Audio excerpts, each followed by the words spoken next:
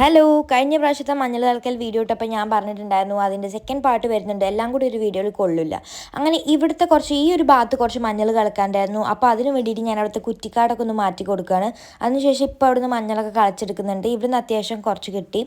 അപ്പോൾ ഇമ്മാൻ്റെ പുറകെ ക്യാമറയും പിടിച്ച് ഞാൻ പോവുകയാണ്, എല്ലാം കൂടി എവിടെ കൊണ്ടാണ് തട്ടുന്നത് നോക്കാൻ വേണ്ടിയിട്ട്. പിന്നെയാണ് ഞാൻ എൻ്റെ ഗപ്പിക്കുട്ടന്മാരുടെ കാര്യം ഓർത്തത്. അപ്പോൾ തന്നെ ഞാൻ അവിടെ പോയി അവരെ കുറച്ച് നേരം കളിപ്പിച്ചു. പിന്നെ ഞാൻ നോക്കുമ്പോൾ ഉമ്മമ്മ ചെടികൾക്ക് വെള്ളം നിറക്കുന്നു. ഇമ്മതാ പിന്നത്തെ ട്രിപ്പ് വീണ്ടും വീണ്ടും കൊണ്ടുവരുന്നുണ്ട്. എന്താ ചെയ്യണേ? എന്തിന്റെ? മഞ്ഞളുടെ